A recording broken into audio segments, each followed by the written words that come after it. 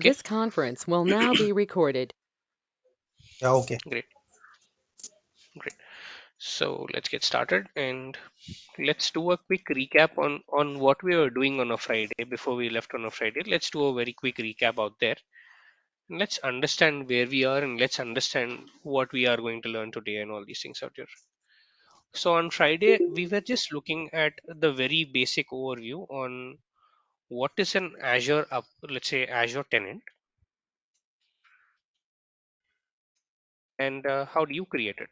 So I was telling that whenever you just go ahead into a website called portal.azure.com. So let me go there, and I'm using an incognito window, a private browsing. Reason being, I already have my account logged in, let's say in the main browser. So whenever you go into something called portal.azure.com out here, and the first thing it will ask you is to go ahead and sign into it. So if you have an existing Gmail account or if you have an existing Outlook account, you can just go ahead and sign. You can just go ahead and let's say create one, and you can give in your Gmail or Outlook or whatever it is, and go ahead and create an Azure account out there. And whenever you create an Azure account, the first thing that you get out here would be something called as an Azure tenant. And the reason it is called as a tenant, we're also looking at that. The reason this is called as a tenant is because you're not buying anything from Azure, you're renting services from Azure out here. That's the reason you're called as a tenant, and you get something called as a tenant ID, which looks something like this. So if I go into something called as Azure Active Directory, just type in Azure Active Directory out here, I get something called as a tenant ID, which looks, let's say, an alphanumeric number. And this tenant ID is unique for each and every tenant out here. So if I just copy this, I'll just paste it out here. And it looks something like this. The tenant ID looks something in an alphanumeric, let's say, pattern out here. And I did not create this particular tenant ID. It got assigned to me whenever I went ahead and created an account with Azure. The tenant ID kind of got assigned to me out here. The next thing that we were talking about is that after you have a tenant, now I was telling if you want to use Azure, you will need something called as an Azure subscription. Just like any other, let's say, subscriptions out there. Like, for example, I was talking about an example telling that if you have an Amazon account, you cannot, let's say, go ahead and start watching the videos out there. You will need a Prime subscription to go ahead and, let's say, use it. And that's in the same lines, we were also talking about an Azure subscription out here. And how do I create a subscription? Is that if I go into subscriptions, by default, you will not have anything out here. You'll say you do not have a subscription out here. And if you say add, then it will take you to a page telling what kind of a subscriptions can you create. Can you create a free trail? Can you create something else like pay as you go and all these things out? And now it's telling in order to eligible something like that. Let's do that. Sorry, this is now not a parent account, so that's the reason it's not showing. But in very general terminology, if you go ahead and let me sign into the account that we were using the other day.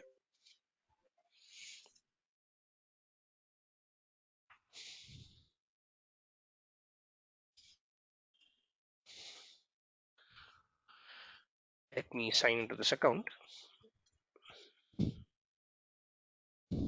and once I sign into it, this is the first page that you normally land up in. And if I just scroll down, there is something called subscriptions out here. And if I look into the subscriptions, I can say add a subscription. And once you say add a subscription, it will tell you, okay, fine, you're eligible for so and so subscriptions out here. And I was asking you all to go ahead and do a try Azure for free out here. And once you do that, it will now ask you for a couple of more information like your name, your address, and all these things out. And finally, it will also ask you for identification by card, wherein it's going to ask you information like your credit card number, name, and CVV, and ask you to, let's say, verify this out. Again, one thing out here is that a lot of students ask me is that, do I have to have the credit card name in the same name as the account holder? No. Meaning your Azure account can have a different name and your credit card can have a different name out here. So you can use, let's say, your friend's credit card, your family member's credit card out here, and etc. And go ahead, create an Azure account. Even that works. You do not have to have the credit card in the same number or the same email ID where you're creating the Azure account on. Not mandatory at all, but you need to have a credit card. Azure account cannot be created using a debit. You will need to have, let's say, a credit card information out here. And once you create this out, once you sign up with Azure, once you're done with the sign up page out here, just like how I have, once you click on the subscriptions, you will have a subscription telling that it is a free trial. In my case, it's called as a Visual Studio Enterprise subscription out here. In your case, it will be something like a free trial.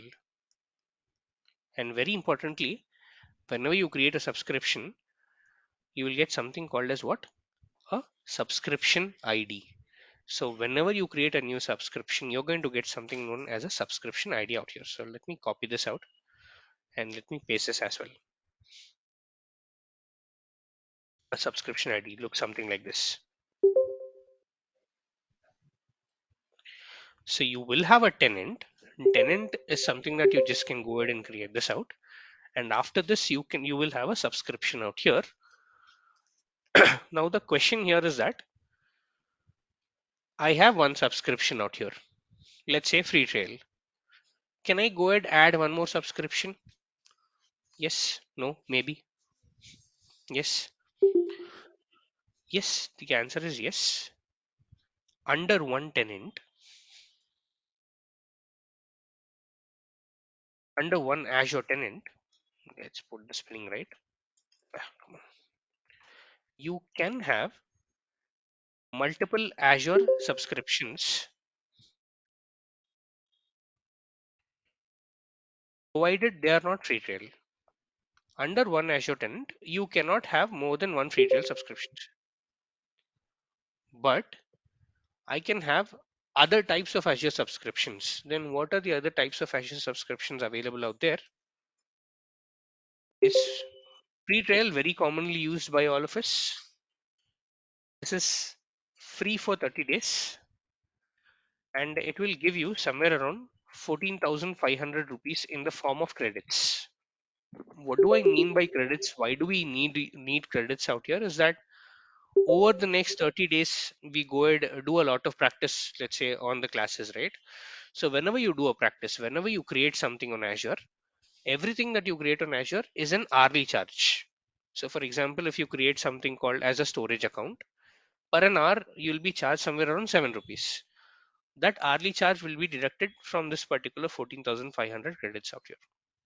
All the hourly charges, all the services that you create on the cloud will be deducted from these particular credits out here. And it's only valid for 30 days. You cannot carry these credits forward. You cannot, let's say, transfer these credits out here. It's only valid for the first 30 days. After that, you can be using another free trail or something called as a pay as you go. This is a very popular service, or this is a very popular type of a subscriptions. So if you look at the type of subscriptions out here, very firstly, free trail, which are all we are using. Then you have something called pay as you go, which companies normally use, which let's say organizations normally use. And pay as you go, as the name indicates, this is like a postpaid service. You will have a monthly billing cycle, and at the end of a month, you go ahead and pay for whatever you consume. For example, in my case, if I go into my subscription, I created this subscription, let's say on the 13th of a particular month, if I'm not wrong, and I'll have my billing period. So this is the billing period that basically it's loading, and it will tell me when I need to, let's say, pay the bill out here. And at the end of a month, I will have to, let's say, pay the bill that got accumulated out there. So it's like a postpaid connection. So if you see this, The current billing period that I am on right now is 11th of July to 10th of August, 1 month. So if you, let's say, go ahead create, if an organization, let's say you are an organization, you go ahead create an Azure subscription on the 1st of August, then the billing period will be, let's say, on the 1st of September. So every 1 month cycle out there. And the end of the month, it will tell you what is the bill that you have incurred, and you'll have to pay that particular bill out here, which is how the model of pay as you go works. It's a postpaid, it's a monthly, you do not have an annual subscription, you do not have something like that. And apart from these, does Azure offer anything else? For example, in my case, I'm using something called as a Visual Studio Enterprise subscription. Now, Visual Studio Enterprise subscriptions, you'll have a couple of things. We'll talk about those as well. Enterprise subscription, you have something called Azure for Students. We'll also talk about what this is. You have called Azure in Open, a lot of things out here. Azure for developers, Azure for all these things, etc. Now, Visual Studio Enterprise subscription, these are normally subscriptions that, let's say, are given out to professionals who are working with Azure. These are given out to, let's say, certified trainers. Like, for example, I'm a certified trainer. So that's the reason I get this particular subscription for a year. And this is subscription basically that I get, and I don't have to really pay. This is something that I get, let's say, on a monthly basis, and I, let's say, get somewhere around 10,000 rupees per month. I don't really have to pay for the subscription because I'm a certified trainer and I get this one. There is something called as Azure for Students. Uh, this is for students who are, let's say, studying Azure in universities. Like, you have, let's say, abroad, you might have a brother studying in abroad, and as a part of the course curriculum, they might have Azure Cloud, let's say, in their course curriculum out here. So what Azure does is that Azure gives out passes for them to, let's say, go ahead and, let's say, do practice and all these things out. And finally, there is something called Azure in Open, mostly for developers who are let's say, working on Azure, who are, let's say, trying to improve Azure and etc. So it's like an experimental version of Azure that they've rolled out there. But what we are interested into is these two things out here. Very firstly, the free trial, which I would, let's say, suggest everyone to start creating from today. And to create it, we know what we need. We need a credit card information, to sign up with Azure out here. And finally, you have pay as you go, which organizations normally use out there. So these are the kind of subscriptions. And my point here is that under one Azure tenant, you can have multiple subscriptions out here, meaning I can have a pay as you go. I can have a Visual Studio Enterprise subscription. I'll just write it in very short, saying Visual Studio Enterprise subscription. I can have another type of subscription. Let's say pay as you go again.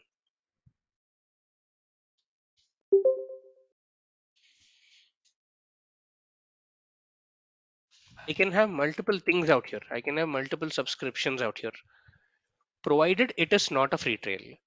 Under one tenant, you can at max have one free trial per a lifetime. Like, you cannot, let's say, have more than one free trial subscriptions under one tenant ID out there. So one free trial is only valid for again 30 days. After the 30-day expiration, can I again go and create a free trial under the same, let's say, tenant? No, you cannot do that. It's only once out there. So until and unless it's not a free trial, you can have any number of subscriptions under a same tenant. The maximum number of subscriptions you can have under a tenant, there is no maximum limit at all. You can have literally thousands and thousands of subscriptions under the same tenant out there. Yes, any questions that I can take till here? Anyone, any questions that I can take till here? Can you use different emails, sorry, for subscriptions, you mean? Again, when you register a subscription, whichever email ID that is there on the tenant, that gets registered to the subscription as well. So if it's under the same tenant out there, correct. Right. You'll have to, let's say, log in through a new mail, mobile number also, new credit card, yes. So you'll have to change all your credentials. Sorry? Say. No, same card is not applicable. So earlier we were able to do that. Earlier I did, let's say, a lot of same subscriptions using the same card with a different number and with a different email ID. But after let's say the pandemic, where Azure really started picking up, they're not really allowing that right now. So they're also validating you with the card. You cannot use it again. Let me take some questions online. Let me see if there are anyone who has questions online out here. Yes. Any questions, guys? Any questions still here on what do you mean by a tenant and what do you mean by a subscription out here, Nixer?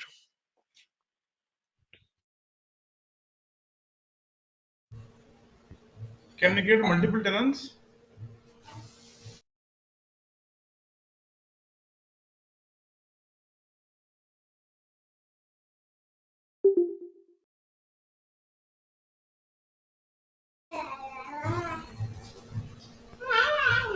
So how to get multiple tenants, Karen?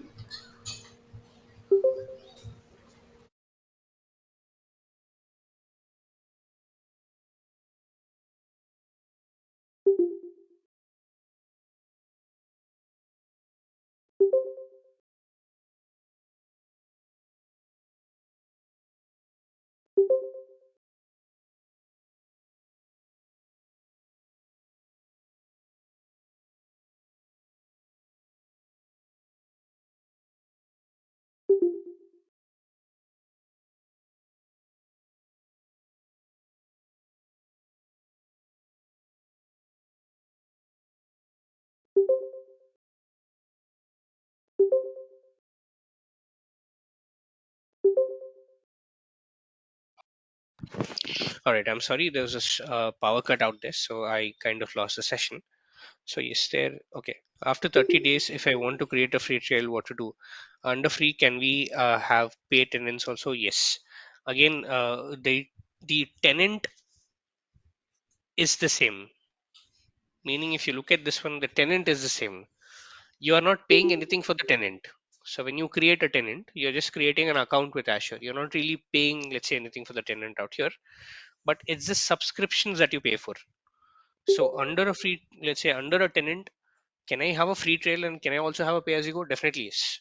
The free trial will get expired. Pay as you go will not get expired out there. Pay as you go will continue.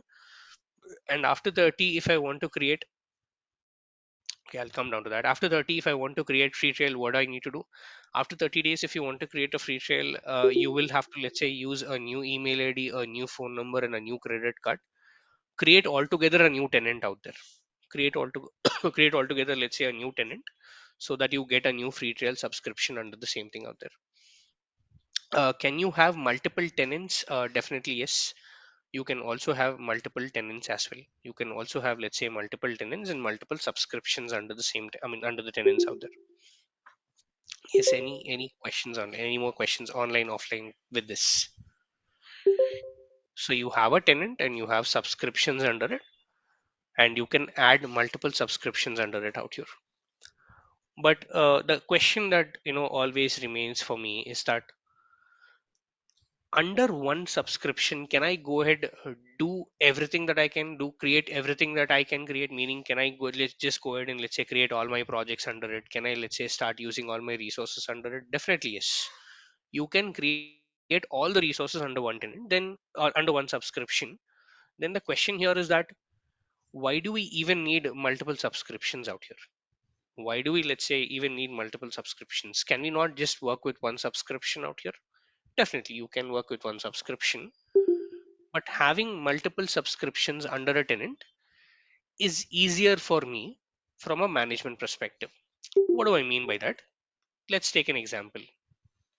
Let's say there is a company called Tata.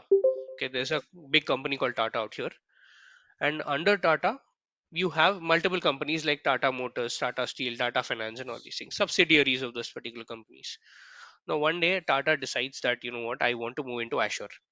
So I, as an administrator of Tata, I go ahead and I create an account with Azure, and this company called Tata gets a tenant ID out there.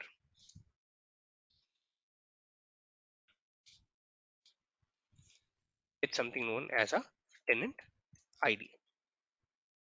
And as and when they go ahead and create a tenant ID. Now the question that this particular company has for Azure is that, can I have, let's say, I have multiple employees, like, someone belonging to Tata Motors, someone belonging to, let's say, Tata Steel, and all of them have their own projects running. Can I in some way separate them? Can I in some way segregate them?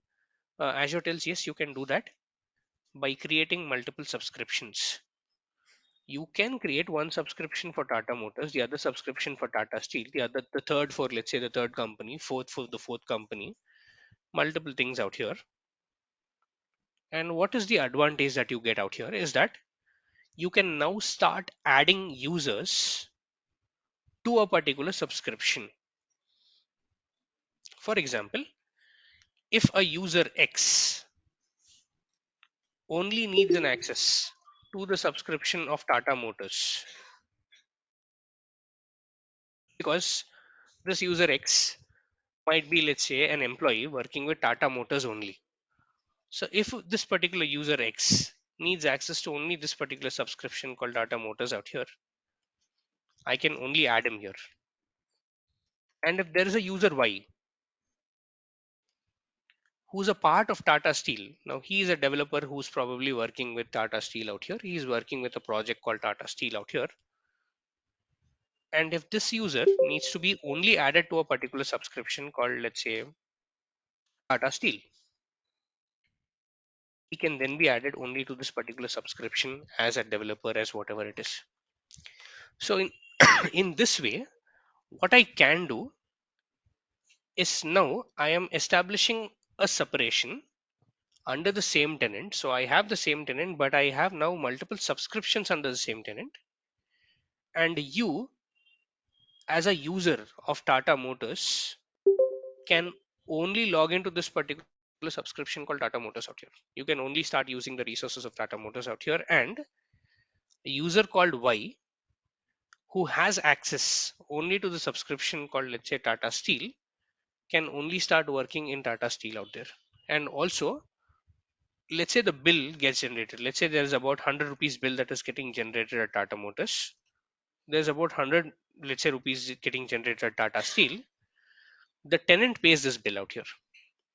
So, from a tenant perspective, meaning from a management perspective, from an administration perspective, it'll become very easy for me on how much is Tata Motors, let's say, consuming and what is the business they are giving me.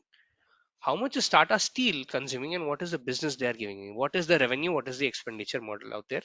According to which I can establish some kind of a budgeting, some kind of subscription limits. Let's say I don't want Tata Steel or I don't want Tata Motors to give an expenditure more than 50 rupees. I can put some budget limits out there on top of this particular subscription. We'll also look at that on budget limits and all these things. So from an administration perspective and from a user management perspective, it'll become really very easy for me to go ahead and say who has what access to what subscription and how can they have access to its subscription, and what kind of a limit that I can apply on top of a subscription. And all this is achieved if I can, let's say, have multiple subscriptions out here. And when you start working with an organization, you will probably have multiple subscriptions out there because you might have multiple teams inside an organization. Even for multiple teams inside an organization, you can go ahead and, let's say, assign multiple subscriptions out there. In that way, you'll be able to achieve a watertight separation under the same tenant. Though they fall under the same tenant, you can go ahead and achieve something known as a watertight separation out here. Yes. Any questions that I can take till here on why do you need multiple subscriptions out here? Anyone? Any questions till here that I can take?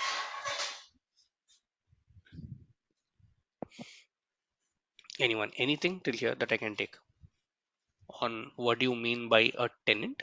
What do you mean by a subscription? And what is the need for multiple subscriptions out here? And if you have a single tenant and multiple subscriptions under it, we call this as a multi-subscriber model.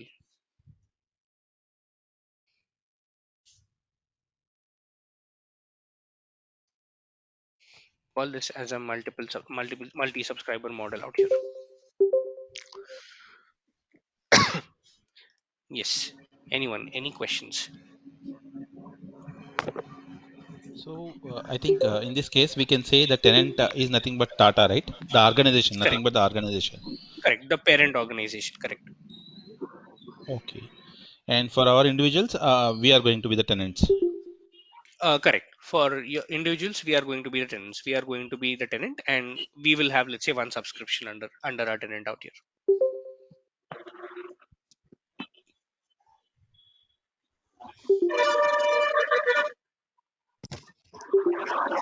Kiran, Any more questions, one guys? doubt.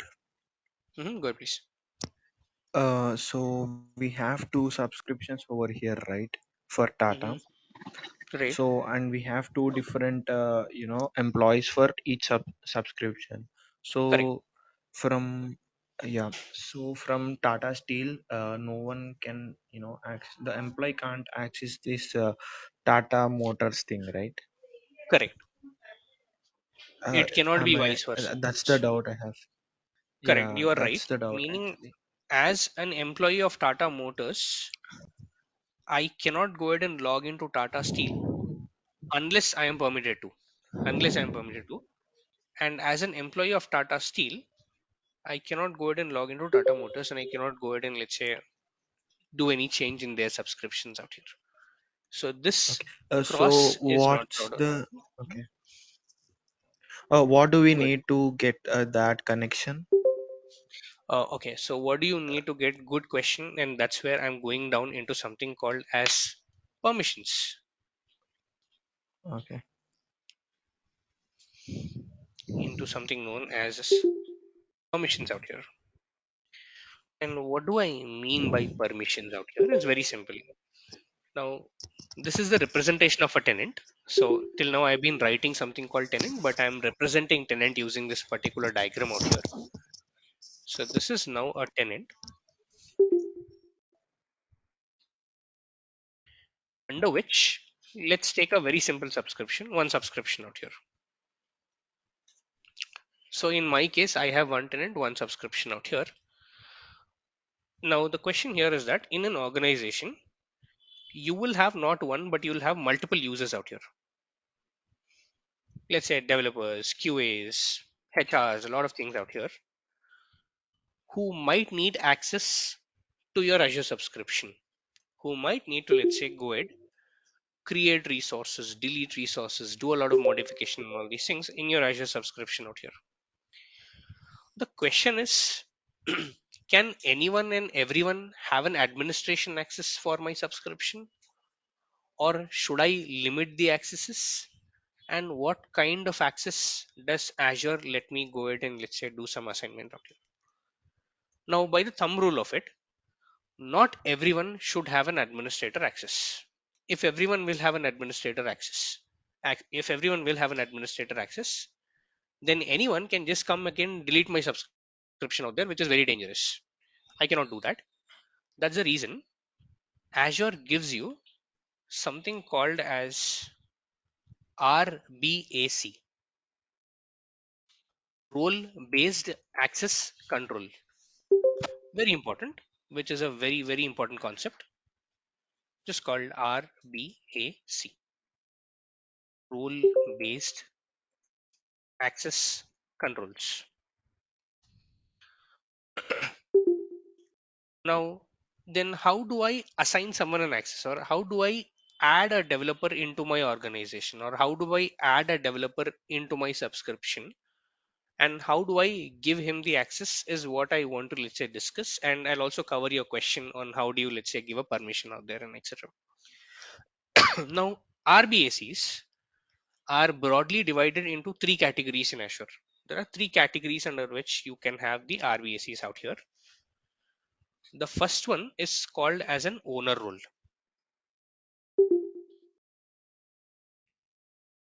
So if you go into my Azure subscription, if I go into the Azure subscription that I have, it shows that I have a role called what? Owner. So what an owner can do is that an owner is like an administrator. He can add, modify, or delete other users, he can do this. He can also add, modify, and sorry, let's put this mouse a little away. He can add, modify, and delete resources. When I say resources, these are actual resources that you go ahead and create on the Azure portal. For example, you want to save your data, then you create a resource called storage account. Sorry, can you come again?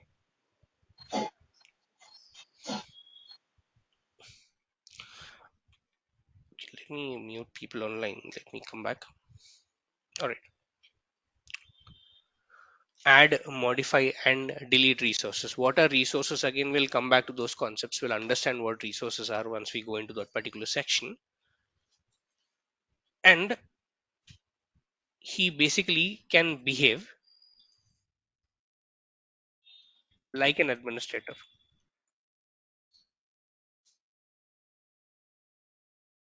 which is the role of an owner. He can do all these things. He has, let's say, unlimited privileges, unlimited permissions out here. There is also one more role called as a contributor, which most of us will fall under once you go inside an organization, which most of us will be assigned once you go inside an organization. Now, the difference between an owner and a contributor is that a contributor can do everything an owner can do apart from user management. As a contributor, I cannot add a user, I cannot add another user, I cannot modify the permissions of a user, neither I can delete a user, but I can do everything the owner does, like to create resources, modify resources, and delete resources. When I say resources, let's say if you want to store some data, then you have a resource called storage account. When you want to utilize something, you have a resource called virtual machine, which we'll all look at, let's say, once we create all these things out. So I can create all these things like resources. I'm talking about all resources out there that you can create, but you cannot create, neither delete, neither modify a user. This is what a contributor can do. So I'll just put this as all the owner can do minus user management. This is what I get, or this is what someone gets when you go ahead and add them as a contributor. Finally, there's one more role called as a reader.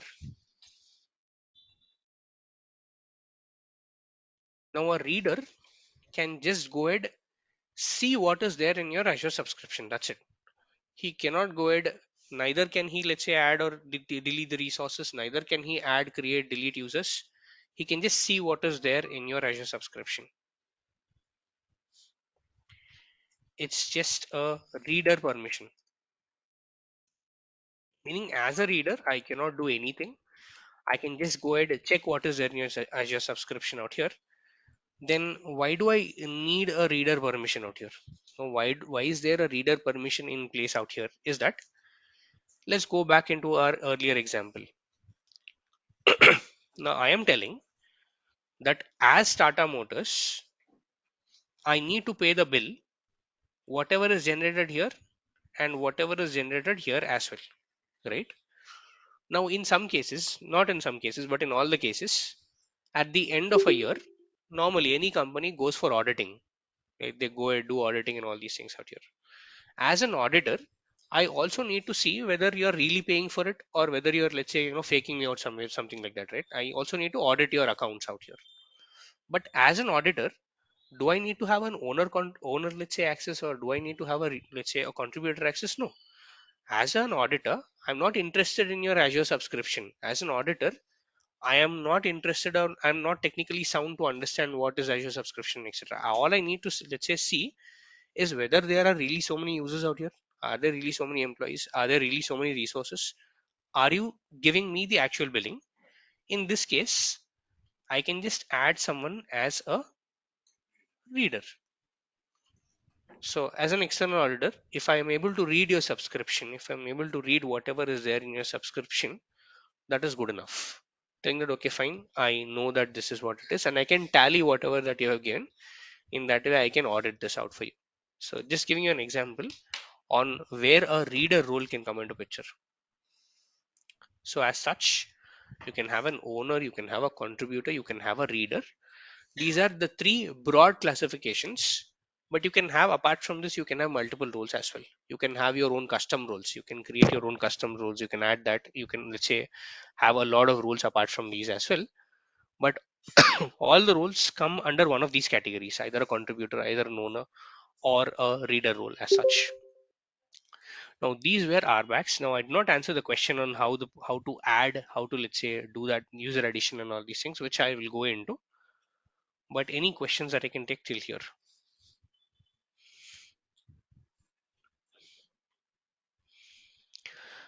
Difference between user and a resource is that you are a user. If I add you into my subscription, you are a user. A resource or resources is what you create on Azure. Once I add you, whatever you create on my Azure portal will become a resource. That is the difference between a user and a resource. Does a contributor be restricted to some subscriptions or resources? Yes, contributor can be restricted to subscriptions, or he can also, let's say, go ahead and create a resources. Kiran, can a reader be outside of your organization? Definitely yes. Good question. Can a reader be outside your organization? Definitely yes. A reader can be outside your organization as well. You can do that. A reader can be outside your organization. Yes, we'll also see that on the user management out here. Yes, any questions till here? Anyone, any questions till here? Am I going too fast, too slow? All good till here? Uh, Good, please. Someone has a question online.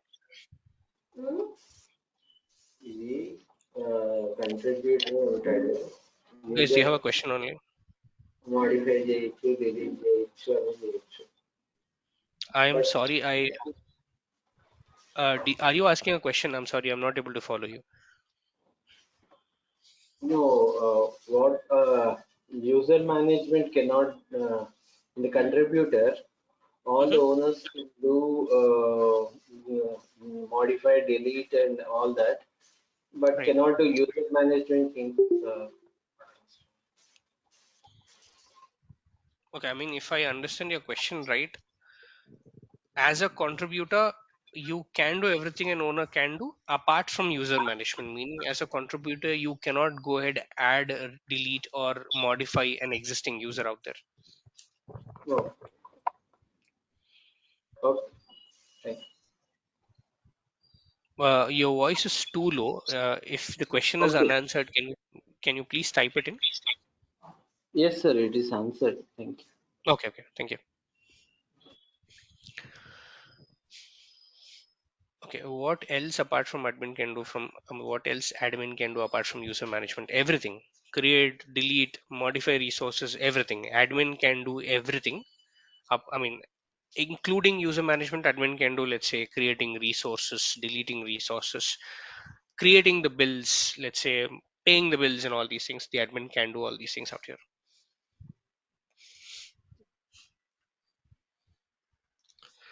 Then the question is that then how exactly will I be able to add a user? How can you add particular user out here? Is that all the users, everyone who can have access to your Azure portal, or everyone who should have access to your Azure portal, should be a part of something called as an Azure Active Directory. Now, Azure Active Directory is nothing but it's like a book which holds all the names of the users along with their, let's say, information like passwords and all these things out. Or I would say, in a very technical terminology, this acts like a database for all the users or for everyone who can have access to your Azure portal out here.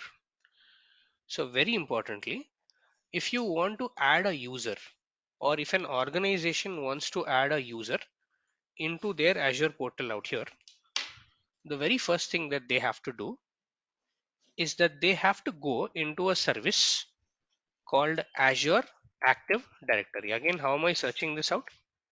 If I come here, this is my home page. I can click on these three dots out here and I can just scroll down. I have something called Azure Active Directory, either this way, or I can just come here and I can say Azure Active Directory out here. In any ways, I can just reach out to this particular service.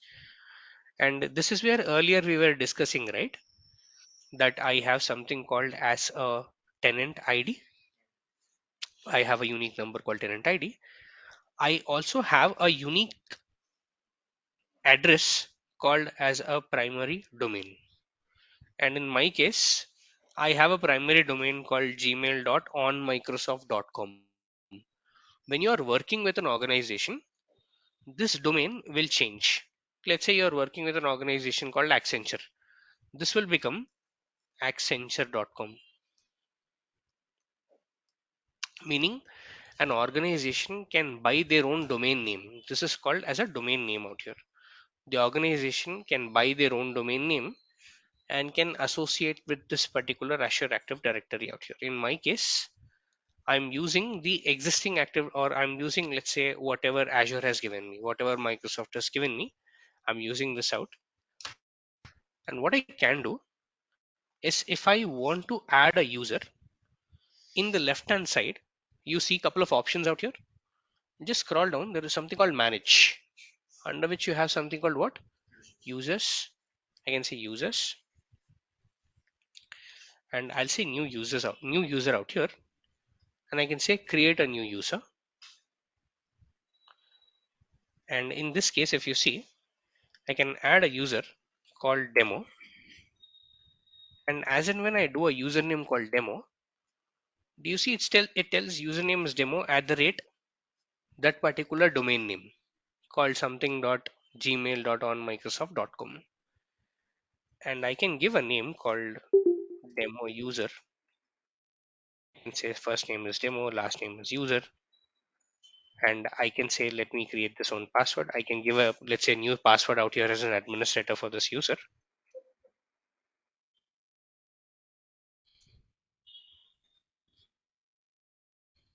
And finally, I can also give information about the user on what is his job title, like for example, developer department is R&D, something like this, and give a company name, whatever it is. Again, these are all optional fields, and I can say create this out.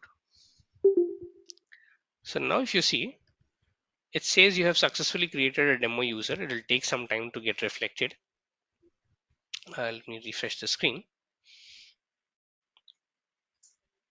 Where is that user? Okay, let me come back once again. And after a couple of refreshes, I have a user with something known as a demo user out here. And this is the ID of the user. Demo at the rate whatever the domain name that you saw on the Azure Active Directory. And if you want to log in, just copy this out. And if you look at this, this is my administrator account, which is classes Azure Devops at the rate gmail.com. I've logged in with my administrator account and I have an owner permission on my subscription. And if I now try to log in like this particular user, let me go back, let me close this and reopen the window again. And if I say portal.azure.com, it's asking me now for the email and all these things out. That was the email that the user had. In a real-time example, this will entirely be replaced by something called, let's say, outlook.com or accenture.com or microsoft.com, whatever it is. In my case, it is some gmail.onmicrosoft.com out here. So demo, the name of the user, at the rate, the domain name that is, let's say, there on your Active Directory, and I'll say next. And now it is asking me for the password. So just imagine this. Whenever you join an organization and whenever you need access to the Azure portal, you will get an email from your administrator telling what is your ID, what is your password, and all these things out.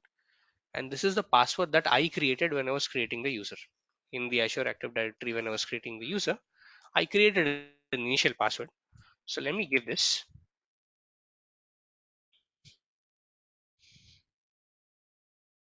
And as and when I give this, right, the first thing it will ask me to is to go ahead and update the current password out here, because this was a password which was created by someone for me.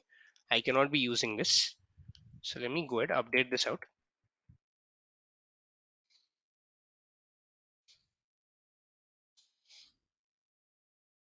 Once I update, I'll go ahead sign in. And you can also set up additional protection for your account. For now, I'll just skip this out and I'll say yes. So I'm now logged into the same account as a demo user.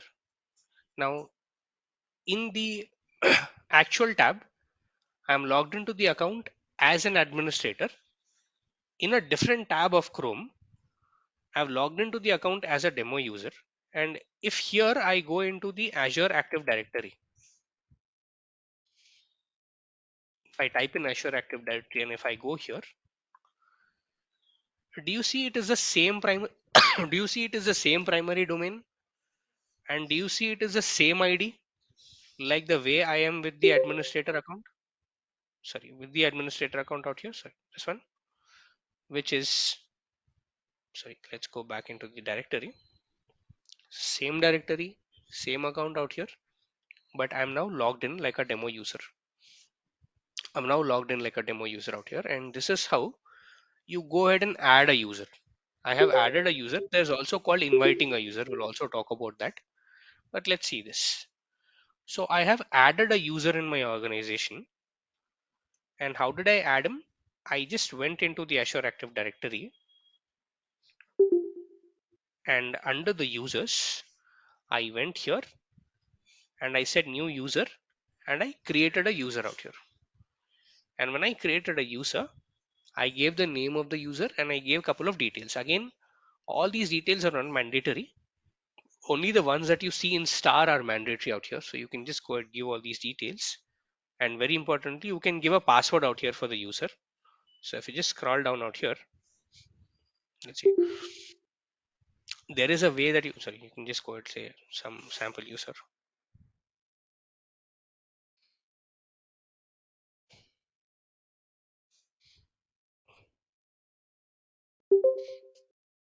As and when you give this one, you will have a way to, let's say, auto generate a password, or you can, let's say, go ahead create your own password out here. Best way to is, let's say, go ahead create your own password so that you can change it later. And once you do that, the user will be getting a unique ID. And with this particular unique ID, I went ahead and I logged in into, let's say, Azure portal out here as a demo user as such. So the user is added to your Azure account, or the user is added to your Azure subscription or to your Azure tenant, and that's the reason he's able to log in out here. The question is that, will this user have an access to the Azure subscription? Because if I log in as an administrator user, right, I am able to see the Azure tenant. Also, I am able to see the subscription out here. And the reason I'm able to see the subscription is I have an owner role on top of this particular subscription. Now the question is that, as a demo user, will I be able to see the subscription? Yes, no, maybe, anyone? This user is added to your tenant. Now the question here is that, will this user be able to see the subscription? No. No. No. Let's see that. How do I see that? Let's come down to the home page and let's type in subscriptions out here. Either you can type this in, or you can just scroll down and there'll be something known as subscriptions. It still says that I do not have any subscription out here. Reason being, I have only given the user an access to the Azure tenant. the user is only added here on the Azure tenant.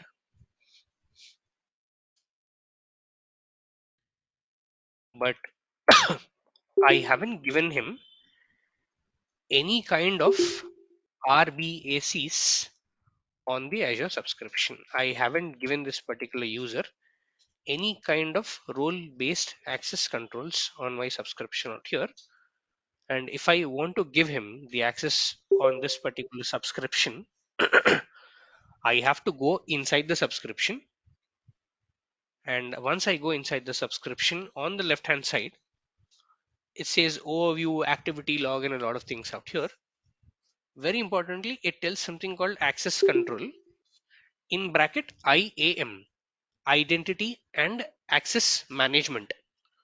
This is the option which allows you to, let's say, go ahead, give a permission to a particular user out here. So if I go here into IAM and I'm inside the subscription right now. So I went inside the subscription, and under the subscription, I'm doing something called as IAM. And once I'm here, I will say add a role, add something called as a role assignment out here. And once I do this, these are all the roles that I can give to a particular user. As I said, if I just go back into this tab, we were telling that there are three broad roles out here. But apart from these, there are a lot of roles out here. But what I'm interested right now is, let's go ahead, add this user as a contributor. So what I'll do is I'll click on contributor. I'll say next, and it's telling me which user you want to add. I'll just scroll down and I'll say select members. And do you see the demo user out here? I'll select my demo user. I'll just select this out. And finally, I'll say review and assign. And I'll say assign this out. Now it is telling adding a role assignment to that particular user. And this is done. Now a role assignment is added. The very first thing that I did is I created a user. And to create a user, I went inside the Azure Active Directory. This is where you have to go ahead and create a user out here. And once the user is created, the question is that how do I give an access to that particular user over my subscription out here, for which I went inside my subscription. I said access control and I said add this out, add a role assignment. I picked up a role called contributor. I said next, selected that particular user called demo user out here, and then said review and assign out here. Once that's done, you will get a notification in the top telling that the role assignment was added out here. Once that's done, let's see how the user, let's say, behaves right now. So this is the user. In the different tab, I have a demo user out here. Let's refresh the screen. It'll take again 5 to 6 minutes for this to get reflected. And let's go into subscriptions. And now do you see a subscription? And now it says what? A specified access. Meaning I've been adding, or I have added this particular user as a contributor. Now the thumb rule of a contributor, or by the definition of a contributor, is what? He can do everything an owner can do apart from user management. So me as a contributor, if I try to add a user, like how do I again try to add a user? I'll go into the subscription out here and I'll say IAM, access control or identity and access management. And if I try to behave like an owner, do you see what it's now telling me? It's disabled, meaning even if I click this, nothing is going to happen. Meaning I as a contributor cannot do a user management, but I as an owner can do the user management. I don't get that particular disabled option out there. And again, how many users can you add inside a subscription? Any number of users. There is no limit. You can add any number of users in a particular subscription out here. And is this the same which applies to a free trial? Yes. Even for a free trial, it's the same. You can add any number of users inside your subscription out here. So just to do a recap on what we are discussing today, is we were starting, or let's say recapped on something known as Azure tenants, and we are talking about Azure subscriptions and the type of Azure subscriptions that Azure offers out there, like free trial, pay as you go, Visual Studio Enterprise subscription, Azure for students, Azure in the open, and all these things out. And we were talking about multi-subscriber model.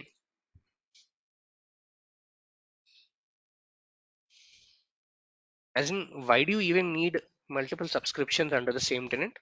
What are the advantages you get when you have multiple subscriptions under the same tenant? And finally, we were talking about user management and RBACs, role based access controls, on what are the different roles that you can assign and how you can create a user and how you can, let's say, add that particular user to a particular subscription out there.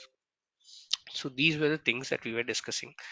So any questions that I can take? Let me unmute people online and let me. Okay, you're already unmuted. Let's see. There are a couple of questions. Okay, let's see. Example of a contributor. Okay, there are a lot of questions out here. Let's see. Difference between user and resources is something that I answered. Things. What else this is done? Yeah, admin is nothing but an owner. Example for a contributor. I just kind of showed the example out there. If the owner is will, can you provide the user management? Yes. The owner is willing to provide. Yes. The owner is willing to provide. Yes. Who manages access resources, etc. Across entities, Tata Motors and etc. So good question. Who manages accesses and permissions across different entities like Tata Motors? Meaning, is there a user on the tenant who manages all these accesses? Yes. There are tenant users who can manage access onto different subscriptions out here, which we'll talk about. And then is the entity okay? Fine. Yes. Okay. Fine. So I took a couple of questions from the chat. So anyone offline or online has questions apart from these on what we are doing and what exactly is happening when you assign the role and all these things out here. So anyone, any questions still here that I can take? Can an owner modify contributors' resources? Definitely, an owner can modify contributors' resources. A contributor can also modify owner's resources. So that What if resource, he hmm, deletes our resources by mistake? again, if he deletes the resources by mistake, everything is again tracked into something called as activity log, and we have something called resource lock to, let's say, avoid accidental deletion. We'll talk about those while we come to, let's say, resource management. Okay. So all these modifications, like you, whatever, like owner can be changed to contributor or contributor can be changed to owner. So all these modifications can be tracked at what level, Kiran? Like, will tenant will come to know about all these, or only um,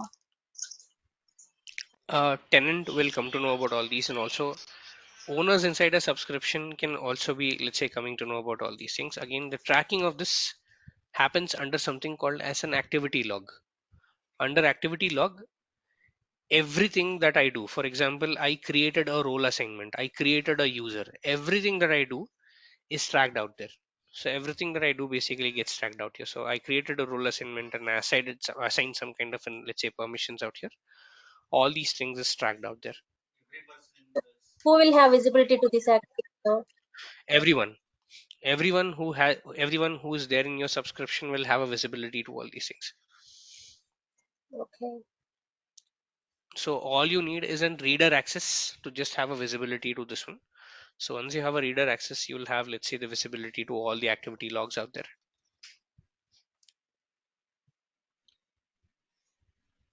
Is any more questions, guys?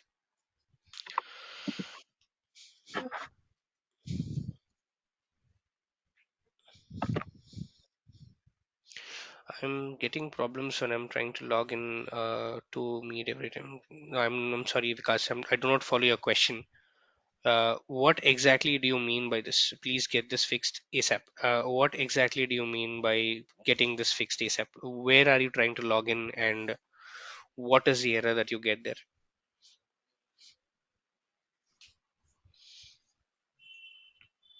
Getting problems when I'm trying to log into Meet every time.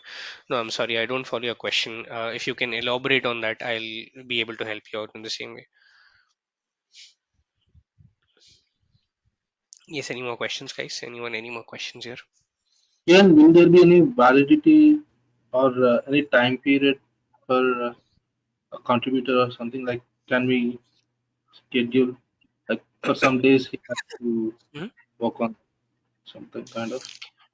As in, like, we want to add a contributor only for, let's say, a time period out there. Yes. Yes, you can do that. Let's say if I go into the user management, while I create the user, I can say when the user permission can be revoked. Let's see this. While I create it, I can do that. While I create it, I can say what is the login time and what is the, let's say, expiration time out there. And once the time period is done, the user, let's say, will not be able to log in again. For example, let's say you are adding a user and you want to, let's say, have this user only for 1 year out there. So you can just go ahead and, let's say, tell that this user can only, let's say, have a login to 1 year, and this can be done at the time of creation. You can set, let's say, the time of creation. You can set the expiration time of this particular login. So you can also do that as well.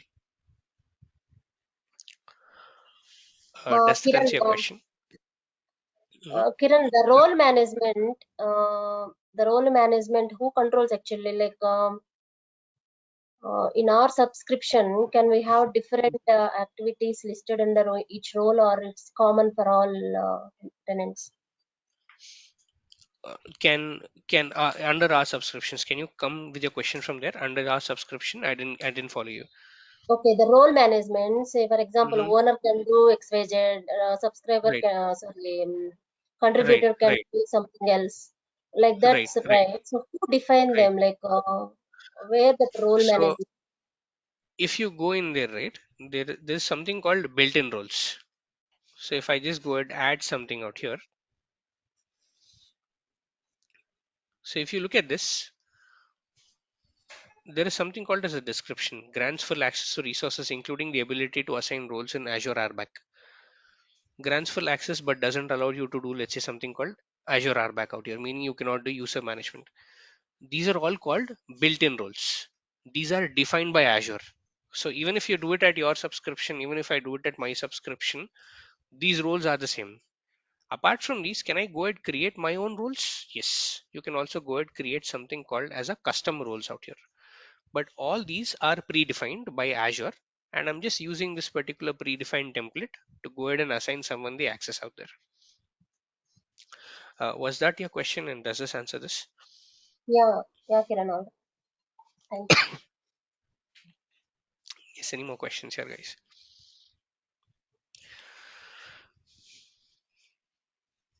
Okay, so in tomorrow's session, we'll again do a recap. And there's one more way where you can, let's say, assign the role. I'll also show you that, and we'll discuss more on that. And we'll go into the resource creations out there. We'll let's say, go into the resource creations, and we'll go from there. All right, thank you guys, and have a good day ahead. We'll meet tomorrow. Thank you. Kiran, one question.